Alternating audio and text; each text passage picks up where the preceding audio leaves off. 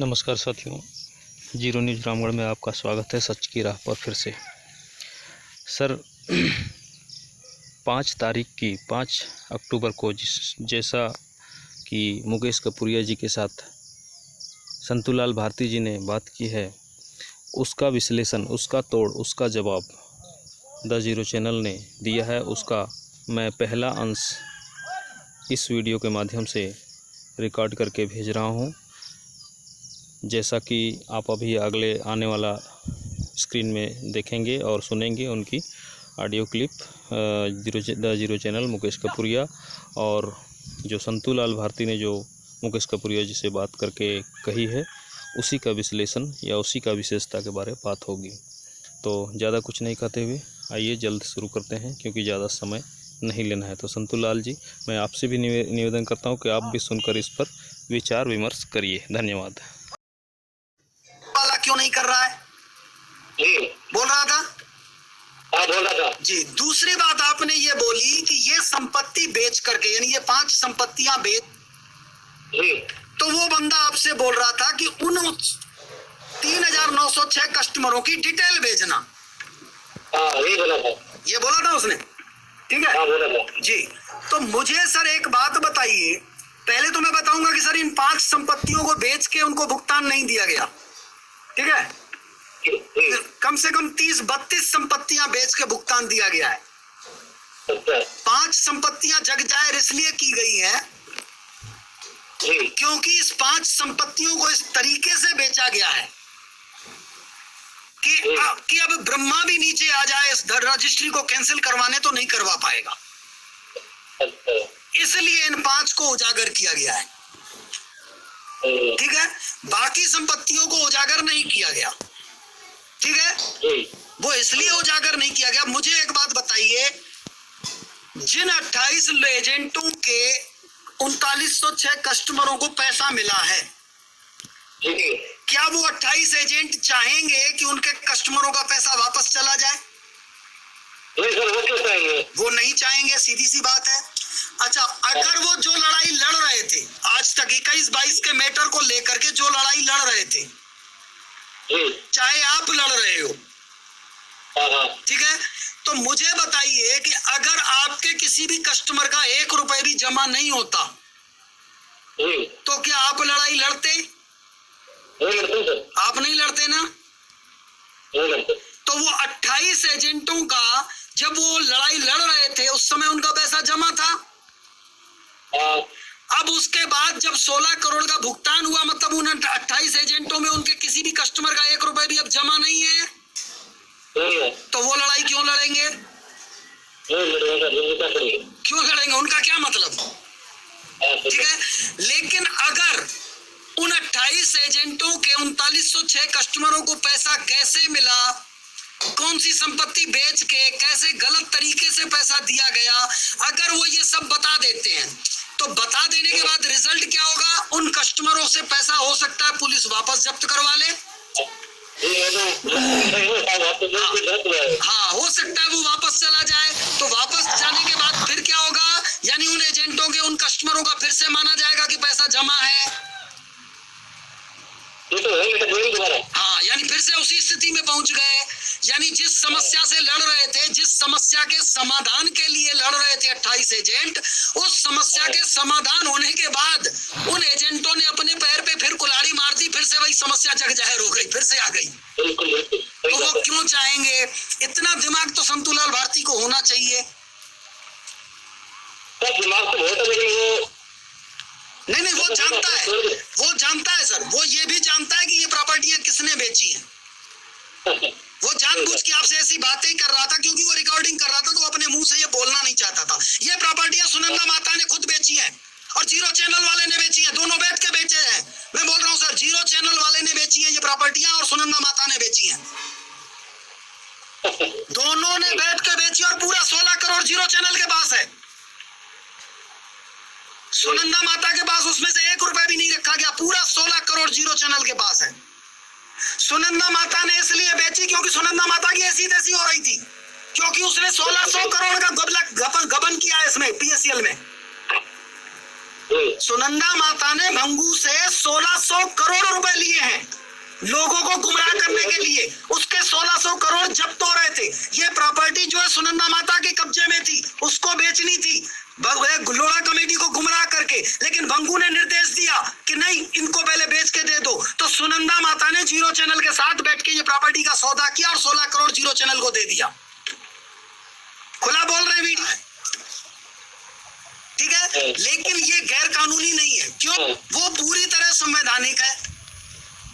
अब जब legal process अपनाया गया है तो सुप्रीम कोर्ट डॉक्यूमेंट्स देख के फैसला देगी कि अपनी मर्जी से देगी? कागज देख के देगी ना। तो कागजों में कोई भी ऐसा काम नहीं किया गया जिससे ये माना जाए कि ये गलत है। तो जब गलत नहीं है तो फिर कोई दिक्कत नहीं है। 16 करोड़ है जीरो चैनल के पास। ये प्रॉपर्टियां सारी बेच करके जीरो चैनल को पैसा दिया गया, कस्टमरों को पेमेंट हो गई बाकायदे। 3906 करोड़ 3906 कस्टमरों के 16 करोड़ की पेमेंट हो गई। क्या बुराई है?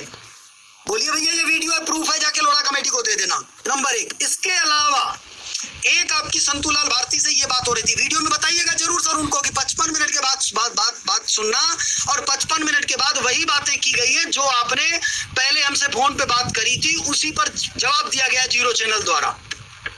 एक बात उन्होंने ये कही थी कि मंगेश थर्वल ने उनको दिल्ली में 40 लोगों के सामने लिख करके दिया था कि 3,20,000 संपत्तियां सीबीआई ने जब्त की थी। हाँ, जिसमें से 1,85,000 संपत्तियों की तो पावती भी दी थी सीबीआई ने कंपनी को। हाँ, और उस तारीख में 1,85,000 संपत्तियां सीबीआई के पास थी। ये मंगेश थर्वल ने लिख करके 40 लोगों के सामने इसको दिया था। ठीक, ये उन्होंने कहा। अब वो बोल रहा है आगे कि हमको वो लिखा हुआ कागज मिल नहीं रहा है। ठीक है, वो हरामखोर एक तो झूठ बोल रहा है जी। लेकिन मैं आपको क्लियर बताऊं कि अगर वो कागज दिखा भी देगा तो सर उस कागज को आप क्या करोगे? मैं आपको बता रहा हूँ। मुझे एक बात बताइए, मैं इसके अलावा इन्होंने तो चलिए कागज बोला था, दिखाया नहीं। ये एसपी त्यागी हैं जो संस्थापक सदस्य हैं, उन्होंने लिख के दिया कि सीबीआई के पास 5 लाख करोड़ की संपत्ति है। तो उस कागज को आपने क्या कर लिया? उसका आधार बनाया आपने। बस सिर्फ हम आधार बना सकते हैं। हम कंपनी से पूछ सकते हैं कि ये क्यों, तो कंपनी कहेगी कि एसपी त्यागी झूठ बोल रहा है। सही है। इससे ज्यादा क्या कर सकते हो? क्योंकि एसपी त्यागी कंपनी नहीं है। आप समझिए, तो चैनल के पास मैंने आज के बैनर में लिखा है, आप वीडियो में देख लीजिएगा। मैंने खुला लिखा है कि 10 लाख करोड़ रुपए के संपत्तियों के ओरिजिनल पेपर, जो चैलेंज कह रहा हूं कि ओरिजिनल पेपर है। तो इसका मतलब लोढ़ा कमेटी मेरे को नोटिस थोड़ी भेजेगी। बिल्कुल, मेरे से क्या लेना देना? अरे जिसने मेरे को पेपर दिए तुम उसको पकड़ो ना। हमारे से क्या मतलब? सुप्रीम कोर्ट ने लिखा है क्या कि जीरो चैनल वाले से जाके संपत्तियों के पेपर लो? सुप्रीम कोर्ट ने जिसके लिए लिखा है आप उसको पकड़ो ना, वो बताएगा ना किसके पास है। तो भंगू को लेके मेरे पास आ जाना भाई, भंगू को लेकर के जीरो चैनल के पास पहुंच जाओ, जब्त करो आप अपनी संपत्तियां। ठीक, अब मैं आपको बता रहा हूं कि अगर वो पेपर दिखा भी देगा मंगेश थर्वल का, तो सिर्फ हम मंगेश थर्वल से सवाल कर सकते हैं कि ये संपत्तियां कहां पर हैं। अब अगर कहता है मंगेश थर्वल कह रहे मैंने तो ऐसे ही लिख दिया, तो आप उसको जूते मार सकते हो बस। हाँ, जूते मार सकते हो, बाकी कंपनी के ऊपर इसके लिखे होने से कोई फर्क नहीं पड़ेगा। या फिर जो मंगेश थर्वल के जूनियर होंगे, जिन्होंने मंगेश थर्वल के कहने पे पैसा जमा किया है, तो वो कहेंगे कि नहीं तुमने कुछ गड़बड़ किया, ये संपत्तियां तुमको मालूम है कहां पर है, हम नहीं जानते, तुम हमारा पैसा दे दो।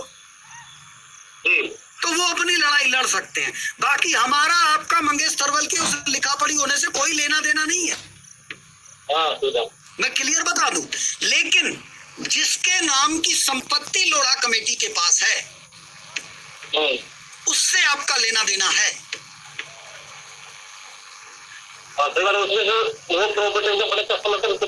हाँ, इसलिए कि उस पर सुप्रीम कोर्ट ने मोहर लगा दी है। जी सुप्रीम कोर्ट ने ये कह दिया कि इनके जितने भी रिलेटेड पर्सन हैं उनकी संपत्तियां लोढ़ा कमेटी जब्त करे। और लोढ़ा कमेटी ने जिनकी संपत्तियां जब्त की है ये आपको मालूम है। जी तो जब मालूम है तो मतलब वो कंपनी है, आप उसे इक्वल टू कंपनी मानेंगे, बिल्कुल तो उस पर अधिकार है, लेकिन इन पर नहीं है। इसी प्रकार एसपी त्यागी जी ने भी जो लिख करके दिया है, और मैंने एसपी त्यागी जी से उसी समय कहा था 23 दिसंबर 2018 को फोन करके कहा था कि सर आप एफिडेविट देंगे, तो वो तैयार नहीं हुए। लेकिन अगर एफिडेविट देते भी सर तो कंपनी उस एफिडेविट को खारिज कर सकती थी। वो मानते हाँ, उससे क्या लेना देना, वो सर्टिफाइड थोड़ी है। एफिडेविट तो त्यागी जी ने दिया। अब सवाल यह कि एफिडेविट देने के बाद अगर कंपनी नहीं मानती इस बात को कि 5 लाख करोड़ की संपत्ति सीबीआई के पास है, ये झूठा एफिडेविट है, तो हम चैलेंज करते हैं एसपी त्यागी को कोर्ट में कि भाई आपने ये एफिडेविट दिया है, और अगर ये एफिडेविट झूठा है तो 6 महीने की साहब जेल है। अदालत से कहते कि इनको जेल भेजा जाए, तो 6 महीने की उनको सजा हो जाती, और कुछ नहीं। 5 लाख करोड़ की संपत्तियां नहीं मिलती, केवल वो 6 महीने के लिए जेल चले जाते। हाँ, या फिर वो माफी मांगते कि गलती हो गई, भाई मेरे को ऐसा फलाने लोगों ने कहा था, मैं ब्रांच में हेड ऑफिस में गया था, मुझे ऐसा बताया गया था, लेकिन मेरे पास सबूत नहीं है। मुझे आज भी यकीन है कि 5 लाख करोड़ की संपत्तियां थी, लेकिन उन्होंने कोई गोलमाल किया है, कुछ गड़बड़ किया है, लेकिन मेरे पास सबूत नहीं है। तो हो सकता है हाँ, तो अदालत कहती चलो बूढ़ा आदमी है, चलो छोड़ दो, गलती हो गई इससे, क्योंकि ये आज भी ये नहीं कह रहा कि 5 लाख करोड़ की नहीं है, 5 लाख करोड़ की है, लेकिन मेरे पास सबूत नहीं है, मैं क्या करूं। तो माफ भी कर सकती थी, ठीक है। यानी ये हमारे पास सिर्फ एक आधार होता, और ये आधार लेकर के हम कोर्ट में खड़े होते। एसपी त्यागी बरी भी हो सकते थे और सजा भी काट सकते थे अगर वो झूठे पाए जाते, लेकिन वो कहते कि नहीं झूठ नहीं है, ये सच है, लेकिन इसका मेरे पास सबूत नहीं है। सबूत इसलिए नहीं है सर कि मुझे एक बात बताइए, आप कहीं पर जा रहे हैं, मान लीजिए कि आपका ट्रांसपोर्ट का ही बिजनेस है सर, आप ट्रक लेके कहीं पर जाते हैं किसी दूसरे शहर में, ठीक है, आपने कहीं पर सड़क पर एक्सीडेंट होते हुए देखा,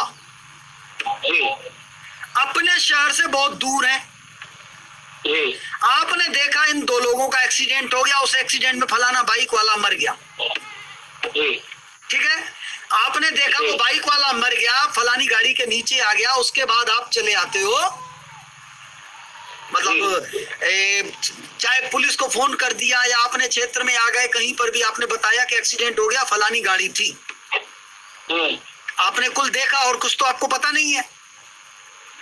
अब इस पर अगर आपको पुलिस ये कह दे कि नहीं, पुलिस वो किसी पहुंच वाले व्यक्ति की गाड़ी है, पुलिस कह दे कि नहीं मैं नहीं मान सकता, उसकी गाड़ी नहीं थी, ये झूठ बोल रहा है। अब जिस व्यक्ति के मतलब जो जिसकी मृत्यु हुई है, उस व्यक्ति के परिजन आपसे संपर्क करें, भाई आप एक काम करो और आप हमको एक एफिडेविट दे दो कि भाई हमने देखा था और फलाने व्यक्ति की गाड़ी थी, फलाने व्यक्ति ने एक्सीडेंट किया है, तो आपने अपनी आंखों से देखा था, ये तो सच है।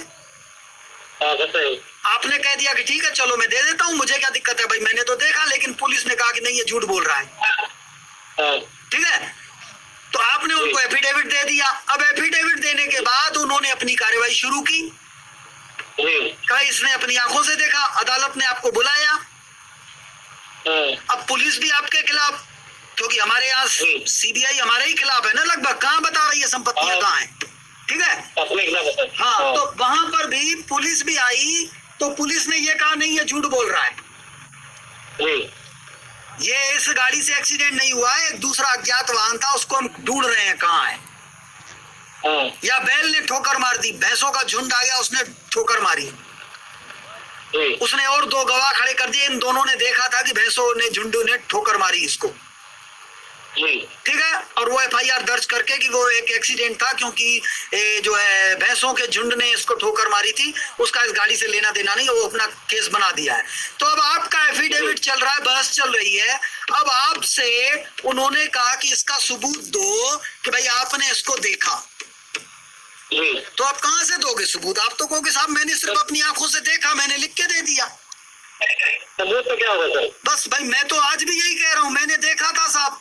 अब ये किस प्रकार से, क्यों इस प्रकार पुलिस नहीं मान रही है, इसके पीछे की वजह क्या है, मैं नहीं जानता साहब। मैंने वही एफिडेविट दिया जो मैंने अपनी आंखों से देखा था। लेकिन अगर ऐसा कोई कानून है कि एफिडेविट देने से पहले सबूत हमको पहले अपने पास रखना है, तो बता दीजिए सर, ऐसा कोई कानून है तो। क्योंकि कानून तो यही है, आप शपथ पत्र वो दे सकते हो जो आपने अपनी आंखों से देखा, जो आपने अपने कानों से सुना। सबूत हो नहीं उससे मतलब नहीं, सबूत होगा तो सोने पे सुहागा है। अगर सबूत है तो वो सोने पे सुहागा है, लेकिन अगर सबूत नहीं है तो फिर जांच की जाएगी, उसकी पता किया जाएगा कि आखिर सबूत कहाँ मिलेंगे। ये नियम है, ठीक है। लेकिन उस पर आपको अदालत सजा नहीं देगी। अदालत सजा तब देगी जब ये माना जाएगा कि कहीं से ऐसा प्रमाणित हो रहा है कि वो एक्सीडेंट आपने किया था और आपने खुद को बचाने के लिए झूठा एफिडेविट दे दिया, तब सजा होगी। या आपने कहा अरे साहब गलती हो गई, अरे गलती कैसे हो गई जब तुमने नहीं देखा था, तो तब फिर आपकी उम्र देख के लिहाज कर सकती है कि इतनी सजा दें कि इतनी दें या इतनी दें। भाई आपकी 40-45 साल उम्र है, 6 महीने की देंगे ही देंगे इसको। क्यों भाई गलती की है तुमने, ये छोटी मोटी गलती है, किसी व्यक्ति पर इतना बड़ा आरोप लगा रहे हो आप, तो ये नियम है, इसके लिए सबूत